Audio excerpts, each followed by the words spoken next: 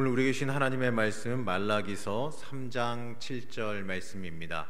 화면 참고하시면서 저와 같이 한 목소리로 합독하시겠습니다. 말라기서 3장 7절 말씀입니다. 만군의 여호와가 이르노라. 너희 조상들의 날로부터 너희가 나의 규례를 떠나 지키지 아니하였도다. 그런즉 내게로 돌아오라. 그리하면 나도 너희에게로 돌아가리라 하였더니 너희가 이르기를 우리가 어떻게 하여야 돌아가리까 하는도다. 아멘. 할렐루야. 이렇게 온라인으로 수요 성서 아카데미에 함께 하신 여러분들을 축복합니다.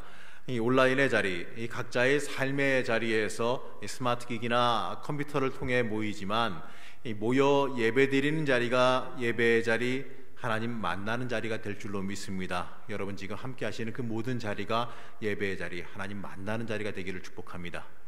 예수를 믿고 천국을 향해 달려가는 성도라면 누구에게나 예수 믿으십시오, 예수 믿으십시오, 그래야 구원 받습니다 라고 말할 수 있어야 합니다. 하지만 이 복음에 대해 잘 모르는 사람들은 그러면 어떻게 하면 예수님을 믿을 수 있습니까? 라고 물어볼 수 있겠지요. 자, 그럴 때 여러분들은 무엇이라 대답하시겠습니까? 이 웨슬리는 믿음을 갖기 위해서 하나님을 기대하며 기다려야 한다라고 말합니다. 그리고 이 어떻게 해야 하나님을 기다릴 수 있는지를 이 은총의 수단이라고 하는 설교를 통해 우리에게 가르쳐 줍니다. 자, 오늘 우리가 나누는 말씀이 바로 이 내용입니다. 이 은총의 수단이라고 하는 내용인데, 우리가 어떻게 해야 하나님을 기다릴 수 있는가, 어떻게 해야 우리가 예수님을 믿을 수 있는가에 대한 문제를 우리에게 알려주고 있습니다. 자, 이스라엘 민족이 하나님의 명령과 법칙을 지키지 않고 하나님께로부터 멀어지자 하나님께서 말씀하십니다. 말라기서 3장 7절 말씀에 보면 이렇게 이야기합니다. 내게로 돌아오라. 그리하면 나도 너희에게로 돌아가리라. 자, 그러자 사람들이 오히려 하나님께 이렇게 물어보죠. 또 말라기 3장 7절 말씀에 보면 이렇게 말씀합니다. 우리가 어떻게 하여야 돌아가리까? 자, 이스라엘 사람들은 이 어떻게 해야 하나님께로 돌아갈 수 있는지를 모를 정도로 하나님께 멀어져 있었다는 것이지요. 자, 하나님을 향한 사랑이 약해지고 변한 것은 이 말라기로 끝맺는 구약시대의 이야기만이 아닙니다. 많은 성도들이 성령 충만을 경험했던 초대교회는 모범이 되는 교회였습니다. 믿는 성도들이 함께 생활하며 모든 물건을 서로 통용했고 사랑 안에서 서로 교제하며 기도하기에 힘썼습니다. 그러나 시간이 지나면서 성도들의 사랑이 변했습니다. 예수님을 향한 열정이 점점 흐려졌습니다. 다른 사람들에게 잘 보이려고 하는 외적 행위만이 남아서 본질을 잃어버리고 말았다는 거죠. 자, 영과 진리로 예배하는 자를 찾으시는 하나님께 영과 진리로 최선을 다해 예배드리지 않고 형식에 얽매이기 시작했습니다. 하나님께서 하나님께서 받으실 만한 예배가 아니라 시간 때우려는 예배, 의무적으로 드리는 예배, 형식만 있는 예배, 언제 끝날지 기다리기만 하는 예배가 되어져 버렸다는 겁니다. 하지만 하나님은 그런 예배를 받지 않으십니다. 하나님께서는 오늘도 동행의 기쁨을 누리지 못하는 사람들에게 말씀하십니다. 내게로 돌아오라. 그리하면 나도 너희에게로 돌아가리라. 자, 웨슬리는 하나님과의 관계를 회복하고 동행하기를 원하는 사람들에게 하나님의 은혜가 전달되는 통로를 은총의 수단이라고 불렀습니다. 이렇게 표현하는 이유는요, 더 좋은 표현을 찾지 못했기 때문이라고까지 말하지요. 자, 하나님의 은혜를 구하는 성도는 가장 먼저 하나님과의 관계를 바르게 해야 합니다. 무엇보다도 기도함으로 은혜를 구해야 됩니다. 기도는 허물을 고백하고 용서를 구하며 하나님의 뜻을 구하고 하나님의 은혜를 감사하는, 하나님과 소통하는 한 방법입니다. 그런데 기도를 자기 욕심 채우기 위해 간구하는 것이나 단지 하나님께 넋두리한 것으로 이해하는 사람들도 있습니다. 자, 기도는 자기의 욕심을 채우는 방법이 아닙니다.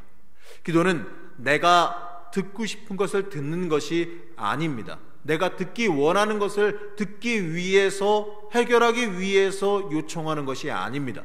기도는 내 허물을 고백하고 하나님의 은혜를 맛보는 방법입니다. 예수님은 마태복음 5장에서 7장에 걸쳐서 하나님의 자녀된 성도들이 어떻게 살아야 하는지를 가르쳐 주신 뒤에 이렇게 말씀하셨습니다. 마태복음 7장 7절에서 8절 말씀입니다. 구하라, 그리하면 너희에게 주실 것이요. 찾으라, 그리하면 찾아낼 것이요. 문을 두드리라, 그리하면 너희에게 열릴 것이니 구하는 이마다 받을 것이요. 찾는 이는 찾아낼 것이요. 두드리는 이에게는 열릴 것이니라. 아멘. 하나님 나라에 들어가고자 한다면 구하고 찾고 문을 두드리는 일을 우리가 계속하며 살아가야 합니다. 예수님이 이어서 이렇게 말씀하십니다. 마태복음 7장 9절에서 11절 말씀입니다. 너희 중에 누가 아들이 떡을 달라 하는데 돌을 주며 생선을 달라 하는데 뱀을 줄 사람이 있겠느냐? 하늘에 계신 너희 아버지께서 구하는 자에게 좋은 것으로 주시지 않겠느냐? 또 누가복음 11장 13절에서는 또 이렇게 말씀하십니다. 하물며 너희 하늘 아버지께서 구하는 자에게 성령을 주시지 않겠느냐? 우리가 구하면 하나님께서 가르치시고 생각나게 하시는 성령님을 보내주십니다. 이 성령님을 받기 위해 반드시 필요한 것 중에 하나가 기도입니다. 성경은 분명히 밝히고 있습니다. 야고보서 4장 2절 말씀에 너희가 얻지 못함은 구하지 아니하기 때문이요라고 말씀합니다. 자, 그렇기 때문에 우리가 하나님께 구한다면 후히 주시고 꾸짖지 아니하시는 하나님께서 응답하시고 채우신다는 것을 우리는 분명히 믿어야 합니다. 하나님과 나의 관계를 계속 유지해야 되고 생활 전체가 하나님과 소통이 되도록 우리를 변화시키고 만들어야 합니다. 이 하나님의 은혜를 구하는 성도는 하나님의 말씀인 성경을 읽어야 됩니다. 사도 바울이 신라와 함께 베레아에서 복음을 전하던 때입니다. 바울을 통해 하나님을 알게 되고 예수 그리스도를 영접하게 된 베레아 사람들은 이 바울의 말이 사실인지 더 알고 싶어서 날마다 성경을 자세히 공부했고 그로 인해서 믿는 사람의 수가 늘었다라고 사도행전 17장은 말합니다. 이 성경 말씀을 읽으려 하고 들으려 하고 배우려 해야 합니다. 믿음은 들음에서 나기 때문이라고 로마서 10장 17절은 말합니다. 말씀을 들은 사람들과 그렇지 않은 사람들과는요, 믿음에서 차이가 납니다. 말씀을 들은 성도는 믿음이 더 좋아지게 되어 있기 때문입니다. 이스라엘 백성들은 아이에게 성경의 꿀을 발라서 입으로 빨게 했다라고 합니다.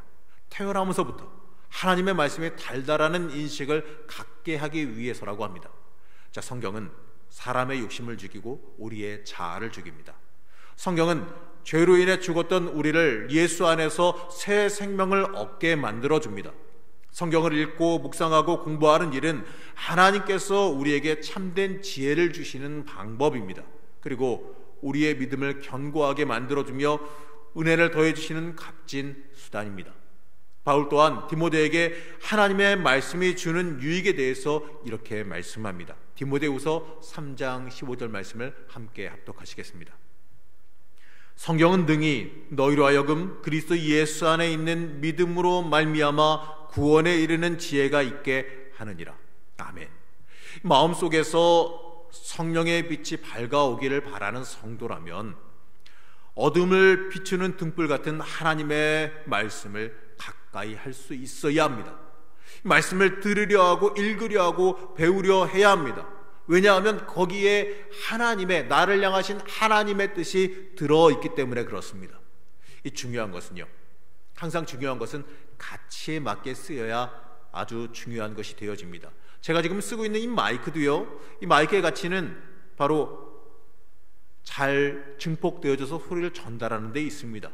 그러나 이 마이크가 굉장히 아름답게 치장하고 이쁘게 만들었다고 할지라도 본래의 목적인 이 증폭의 기능, 이 소리 전달의 기능을 하지 못하게 된다면 아무런 쓸모가 없는 물건에 불과할 겁니다. 그 가치를 인정받지 못하게 됩니다. 은총의 수단도 똑같습니다. 기도, 성경, 이 모두에 하나님께서 역사하시지 않는다면 아무런 가치가 없어지게 될 겁니다. 우리가 기도할 때에 말하는 화려한 단어, 표현, 또 성경을 읽고 배울 때 보게 되는 거룩한 표현과 알아가는 즐거움, 지식, 그 자체에는 죄송한 이야기지만 특별함이 없습니다. 우리가 하나님과 동행하게 하는 그 목적에서 분리된다면 은총의 수단도 아무 유익이 없는 것에 불과하게 된다는 것입니다. 그저 수단이기 때문에 그렇습니다. 다시 말해 우리가 온갖 수단을 다 쓴다고 할지라도 예수 그리스도를 믿고 그 피로 구원받지 아니하면 모든 수단의 의미는 사라지고 만다라는 것이지요. 자, 우리 모두가 기도하고 성경 읽는 것이 중요하다는 것이요, 굳이 제가 말하지 않더라도 여러분들은 이미 잘 알고 계실 겁니다. 자, 그러면 더 중요한 것은 그걸 알고 말씀을 들은 사람이 어떻게 살아가야 하는가, 바로 이것입니다. 들어서 아는 대로, 배워서 깨달은 대로 실천하고 있는가 하는 것이지요. 가정에서, 일터에서 우리가 하나님과 동행하고자 하는 그 열정으로 하나님께 가까이 다가가려고 노력할 때에만, 그리고 하나님의 마음에 들기 위해서 노력하며 살아갈 때에만 기도와 말씀이 우리에게 은총의 수단이 되어지는 것입니다. 사랑하는 성도 여러분, 우리는 입을 열어 기도해야 되고 눈을 떠 말씀을 읽고 귀를 열어 말씀을 듣고 배워야 합니다. 그러며 하나님께 가까이 다가가려고 하는 노력을 날마다 매 순간순간마다 행하며 살아갈 수 있어야 합니다. 하나님의 뜻을 이루고자 하는 삶을 살기 위해 노력할 때 하나님께서 은총을 주시고 귀히 여김을 받는 복을 주십니다. 그래서 우리는 예배를 드리며 하나님을 찬양하고 하나님께 예물 드리고 하나님의 말씀을 듣고 하나님의 뜻을 깨달아야 합니다. 그리고 하나님의 마음에 합한 삶을 결단하고 하나님의 뜻을 실천하며 하나님의 백성으로서 빛과 소금의 역할을 감당해야 하는 것입니다. 물론 힘들고 어렵겠지요. 힘들고 어렵지만 낙심되어 넘어지고 쓰러질지라도 또 일어나서 저 높은 곳을 향해 날마다 나아갈 수 있어야 합니다. 그래야 주님께서 보실 때에 주님의 관점에서 착하고 충성된 종이라 칭찬받는 주인공이 되어질 것입니다. 여러분, 우리의 삶 속에서 결단하시기 바랍니다. 우리의 삶 속에서 결단하며 하나님 앞에 한 걸음 한 걸음 더 가까이 나아가시기 바랍니다. 하나님께 나아가시기 위해서 기도하시고 하나님께 한 걸음 더 가까이 나아가시기 위해서 말씀 묵상의 자리로 나서시기 바랍니다. 그것 자체, 행위 자체가 문제가 아니라 우리가 하나님을 더 알아가려 들고 하나님과 합하여 살기를 원하는 심령의 갈급함이 우리에게 있어야 합니다. 하나님 앞으로 한 걸음 한 걸음 오늘도 나서시기를 소망하시기 바랍니다.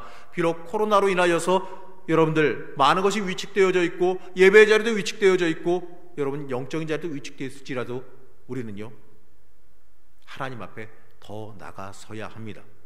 질병이 창궐할지라도 또 우리의 삶이 제한되어질지라도 삶이 어려워질지라도 하나님과 나와의 관계는 영향받아서는 안 됩니다.